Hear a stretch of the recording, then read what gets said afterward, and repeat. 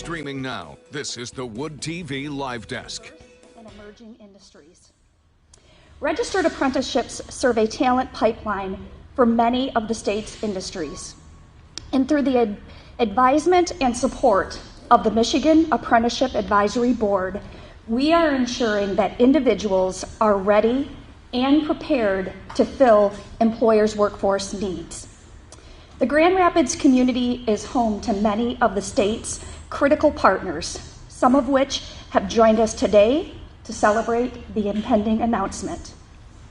These partners and the larger community are well known for focusing on the needs of their residents through a diversity, equity, and inclusion lens.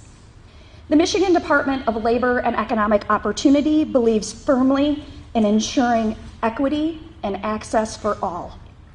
Our programs and initiatives strive to ensure that everyone deserves an opportunity for a good or promising job. And we're working to remove barriers to higher income, and we're helping more Michiganders obtain a post-secondary credential. Today's announcements align with these larger efforts. So I'd like to bring up our first speaker to set the stage for this exciting opportunity. I would like to introduce, and it is my pleasure, to introduce Alicia Herrera. Alicia is an operating engineer from 324. Alicia?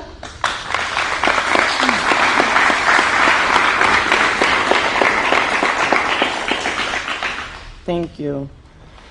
Hello, my name is Alicia Herrera. I am an apprentice with Ajax Paving as an operating engineer. I'm also a graduate of the Access for All pre-apprenticeship program. I am proud to be here today to talk about the amazing careers in the trades. I am also here because pre-apprenticeship and apprenticeship have been life-changing for me. I was born and raised in the city of Detroit and knew from the time I was young I wanted to work in the construction field. Even as a child, I loved the big equipment on construction sites, cranes, excavators, bulldozers, all of it. What I didn't know was how to get into the trade. It has not always been easy to find a path to become an apprentice, and I wasn't sure how to go about it. I worked jobs that were close to construction, but I wanted to make it my career. That is when I learned about Access for All. Access for All is a pre-apprenticeship program in Detroit. It allowed me to take classes and learn what skills would be necessary for a career in construction. It also allowed me to learn about the different trades. I learned about safety and real-life work scenarios. I made connections with great companies that were looking to hire apprentices. I learned about how registered apprentices earn more while they learned their trade, both in class and on a job. I learned about wages and benefits that someone could earn once they entered these careers. Most of all, Access for All prepared me for entrance tests to become an operating engineer. Now I have the amazing career I always wanted. Even starting out as an apprentice, I am earning a better wage than I ever have before, with great benefits. It means a lot to my family and a lot to me. I am learning a skill that I will have for the rest of my life, long after my apprenticeship is over. I am eager to get up and go to work every day, even if it means sometimes I'm out the door long before the sun rises. This is what I want to do. This is what I love to do. I am achieving my dream. I want to thank Access for All, its staff and team for the assistance they gave me. I appreciate Lee, operating engineers, who I'm proud to be a member of. I want to thank Christina O'Brien and Ajax for this opportunity. I want to thank my family for their patience. I know what a difference apprenticeships make. They change lives. The more people we can show these careers to, and the more people we can help enter them, the better state we will be. So thank you to the governor and the team here today for supporting these opportunities. You are making a better tomorrow for the state of Michigan. Now it's my honor to introduce the next speaker, Governor Gretchen Whitmer. Thank you. Hold on. Thank you. Thank you. That was great. Well, that was great. Alicia just gave voice to the opportunity that we are expanding for more Michiganders today to get into a field they love, to do work that is meaningful and improves the lives of others, and to make a good living doing it. So, Alicia, you're an inspirational speaker. I want to thank Operating Engineers 324, Ajax Paving Industries, all of whom have been an important part of Alicia's success. Stephanie Beckhorn from Leo, always glad for your partnership and leadership. And so happy to be joined by Cheryl Sanford from the AFLCIO Workforce Development Institute, Lee Graham from the Operating Engineers, and Christina O'Brien, HR Manager for Ajax Paving Industries, here all to speak to you today. In attendance, we've got a lot of people who've made this possible. Russ Davis, the Michigan State Director in the U.S. Department of Labor's Office of Apprenticeships, Jacob Maas, CEO of West Michigan Works, Patrick Brown, Director of the Michigan Association of Community and Adult Education. So today we are announcing a game-changing investment in Michigan's people and our boundless potential. Recently, the Michigan Department of Labor and Economic Opportunity, or LEO as we call it, was awarded a $10 million federal grant to expand registered apprenticeships and increase employment opportunities for Michiganders through diversity, equity, and inclusion. Michigan was one of only 15 states in the nation to receive one of these grants, and one of the 5 states to receive the maximum $10 million award from the U.S. Department of Labor. We will use these federal funds to establish Michigan statewide targeted apprenticeship inclusion and readiness system, or MiSTAIRS. MiSTAIRS will expand registered apprenticeship opportunities for women, people of color, individuals with disabilities, and those without a high school diploma or equivalent. This initiative is the result of a partnership. Like so many good stories are, this is a partnership between LEO, which includes the Michigan Career and Tech Institute, the Michigan Works Network, the Michigan Association of Community and Adult Education, and the Access to Apprenticeships Consortium, including labor and associated contractors. This investment in apprenticeships also helps us reach our statewide goal of 60 by 30, which is 60% of our adults with a post-secondary certificate, skill, or degree by 2030. With this $10 million grant, MiSTAIRS will help more than 1,640 workers enroll in registered apprenticeship programs over a 4-year period. Now, these apprenticeships span sectors from advanced manufacturing and construction to education to healthcare. These are apprenticeships that will be available for the future in data technicians, graphic designers, certified nursing assistants, and child care workers, tree trimmers, drone operators, robotics experts. It's a span across so many different disciplines. The breadth of available opportunities is really astounding. And I'm very excited for every Michigander who will start on a new professional path thanks to these apprenticeships. This grant will also fund pre-apprenticeship programs in addition to the apprentice programs themselves.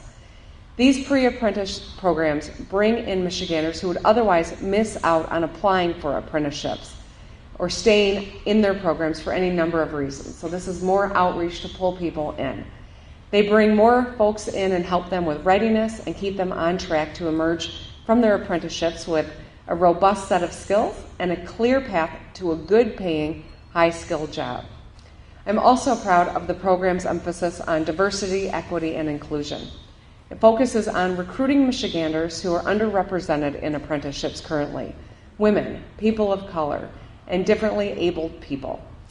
The grant will be distributed with these values in mind, in addition to an emphasis on uplifting communities and individuals who have borne the brunt of economic pain throughout COVID-19. So there's data, there are countless stories that show us apprenticeships work. They work. They get people on a path to prosperity. They lead to long-term career for apprentices, not just the next job. We know that apprentices go on to earn higher wages, have less debt, and have skills that are recession-proof and have meaning in the work that they do. Employers hugely benefit from programs like these because we know that apprentices are more likely to stay with a certain employer if they complete an apprenticeship with that employer. And the employer running the apprenticeship can train a talented future employee with the skills they are looking for. Apprenticeships ensure that apprentices have a solid path to good paying jobs and enables the business facilitating the apprenticeship to develop the high skilled talent that they need. So this benefits the employee, their family, generations of their family, and it benefits the employer, and certainly our overall Michigan economy.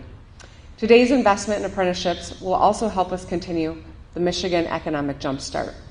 Right now, we've got an unprecedented opportunity to use the stimulus funds coming from the Biden administration and our $3.5 billion surplus to make transformative investments in our families, small businesses, and communities.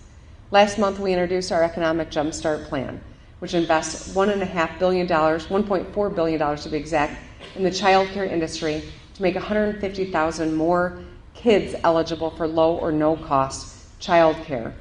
We offer small businesses grants of up to $20,000 to help them make their mortgage payment or rent or increase payroll.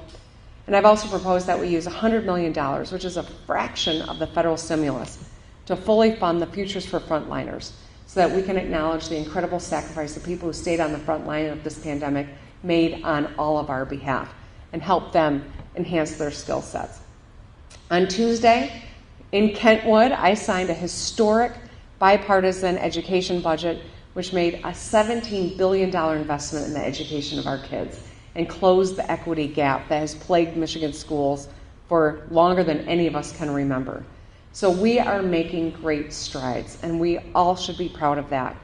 We're distributing grants here in West Michigan under the Michigan Clean Water Plan to aid with drinking water management and rebuilding infrastructure. And we also have $5 million coming to Grand Rapids, over $500,000 to Benton Harbor, nearly $440,000 to St. Joseph, as we work to remove PFAS and other contaminants from our water supply. So there's thousands more coming to communities all across the state: Buchanan, Bridgman, Hartford, Spring Lake, Plainfield Township, and beyond. So our efforts to jumpstart our Michigan economy, they're working. We've gone from a projected $3 billion deficit to a $3.5 billion surplus. Our GDP growth is the highest in the Midwest. Our unemployment is lower than the national average. We've had 2 credit upgrades in the midst of a pandemic. Fitch and S&P upgraded our credit here in Michigan. And thanks to this recovery, we've been, an independent analysis from the financial publication Credible says that Michigan's economy is the second strongest nationwide in terms of our recovery. So we keep working together. We keep doing what we do, which is work hard and put people first. We are going to come out of this stronger than ever. And this is one important component of doing that. So I'm glad to be here with all of you. I so appreciate Alicia sharing her story about how difficult it was to find a path into an apprenticeship, but how it changed her life. And with this, we are going to make it easier for more folks to have that kind of incredible experience as well. And with that, I'm going to turn it over to Cheryl Sanford from the AFLCIO. Thank you.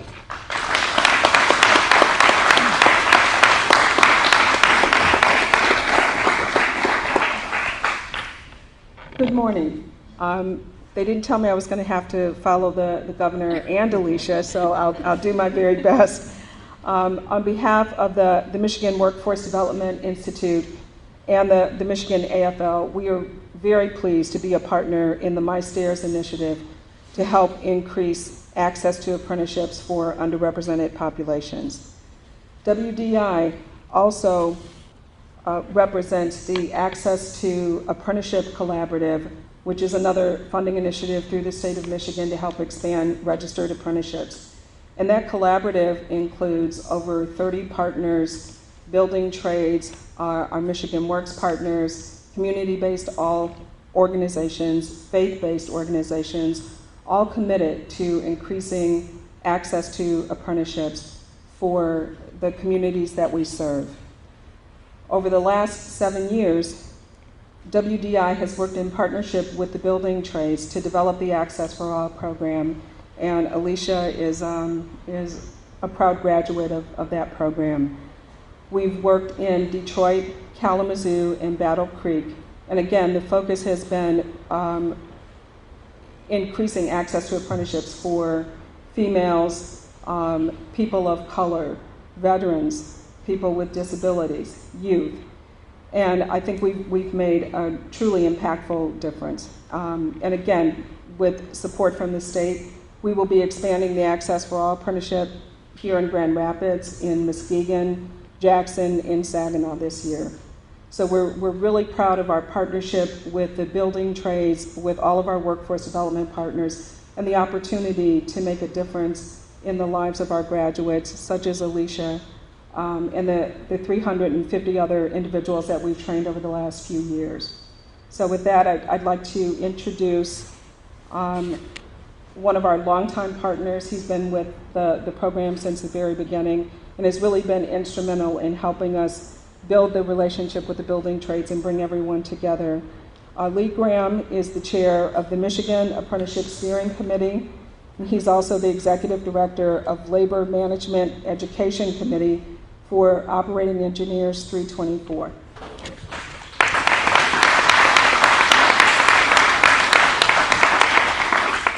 Thank you, Cheryl, and good morning to everybody. My name is Lee Graham. I'm here on behalf of the Michigan Apprenticeship Steering Committee, and as well as Cheryl has said, on behalf of the operating engineers.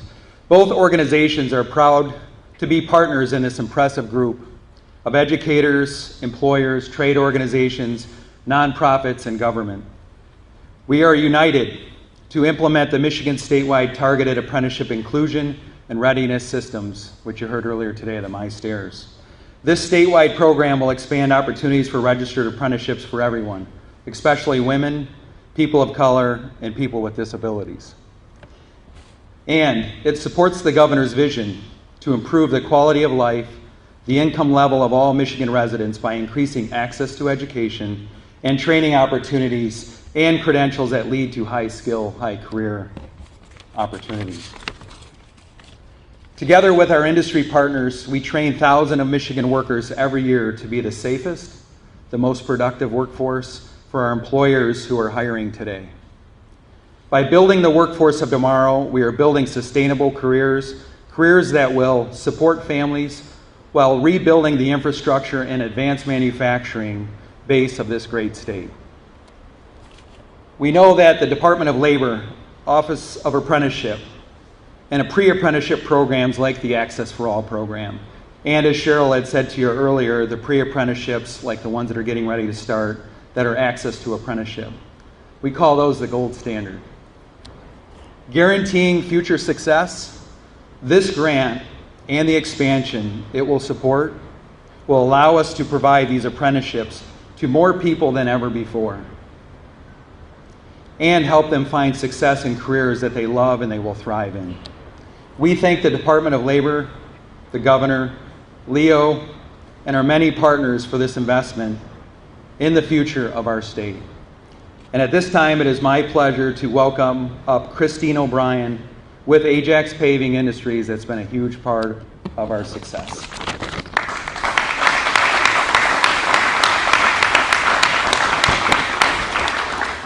Good morning, everybody. My name is Christina O'Brien. I am with Ajax Paving Industries. We are a heavy highway road builder here in the state. At Ajax, we understand the need for continued efforts and growth of apprenticeships in our state. Skilled trades are an avenue that provides a career with life-changing wages and benefits. The infrastructure industry supports programs such as Access for All and WIST, and amongst others, these help build the talent pipeline for our industry. They are actively shaping the future and landscape around us. With MiSTAIRS, the industry programs will be able to continue to build the talent we so desperately need. And this all begins with the awareness and training of skilled trades in the construction sector across the board. As a contractor, we provide substantial training on the job and with our union partners. But the need is there to provide training and development before an individual even gets to one of our projects.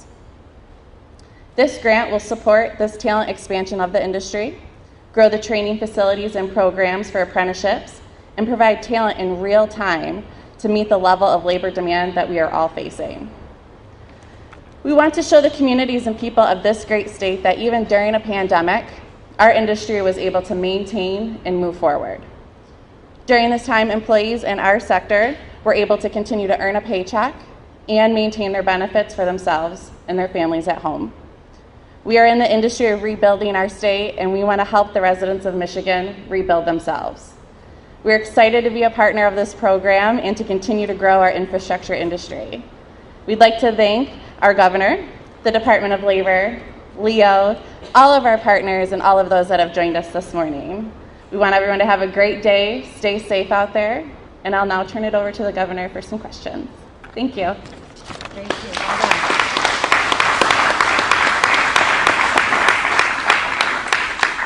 Thank you. So with that, I'm happy to open it up for a little Q&A.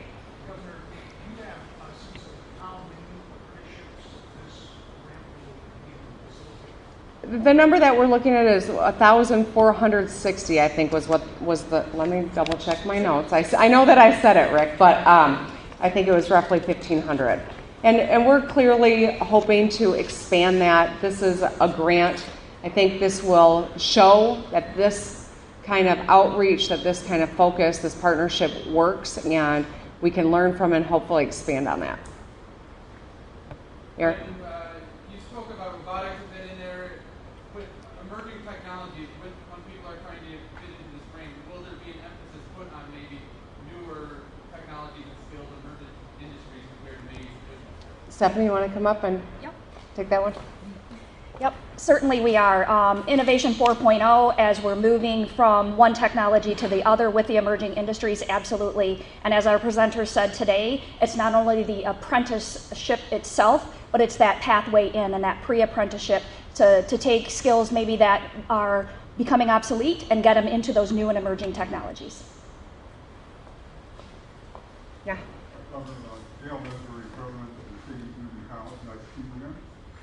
You've been very efficient and effective in terms of having knowledge flow through the partners. I see most partners who are required to be here are right here.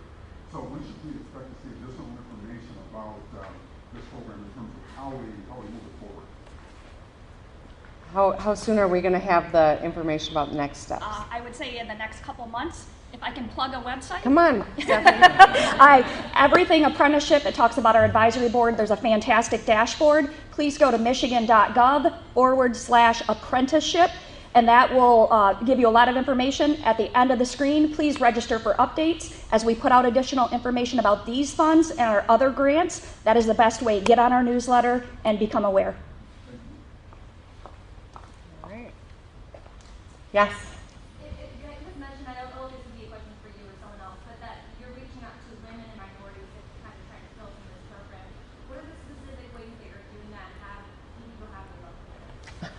Want to take it again, Stephanie? Are you the right person? So I'm just going to leave Stephanie at the microphone. If anyone has something for me, let me know. Come on, Stephanie.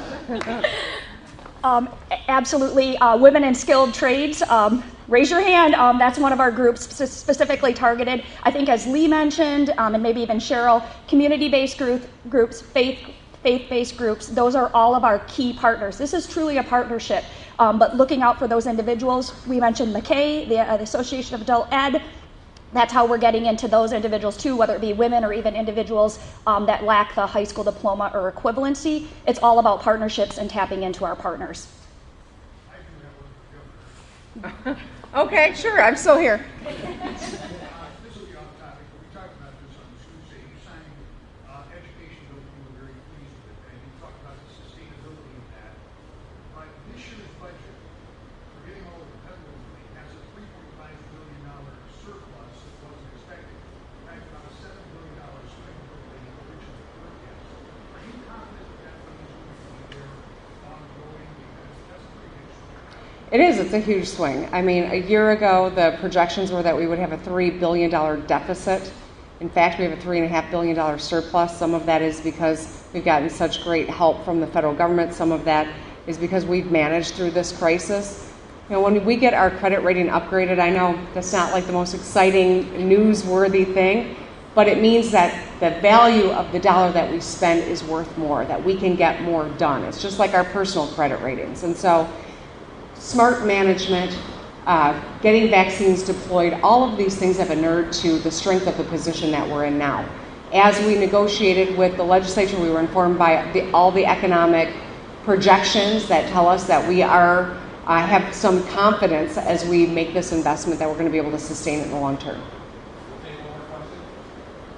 Yeah? I have a question. So, Shauna Lewis with Trinity Health and healthcare, as we know, healthcare was one of the industries that was hit pretty hard during the pandemic. Is there a criteria on which industry gets funds? And the reason why I'm asking that is we started an apprenticeship program, medical assistants, 6 years ago with AFLCIO, MCC, and West Michigan Works, significantly increased the diversity in our medical assistant workforce and higher retention than our normal population. So, will there be a criteria for funds that are set aside for different sectors? Come on up, Stephanie Backhorn. We're absolutely focused on key industries, right? Construction, healthcare, IT, advanced manufacturing, agribusiness. And so I think as long as there's a demand from employers, that is where we're going to focus. The grants are going to be more regionally and locally based. And so if there's demand and if there's the opportunity for a good or promising job with excellent wages and benefits, that is where we want to focus our dollars through the lens of equity. Great. Thank you, Stephanie. All right. Thank you, everybody, for coming out. Thank you.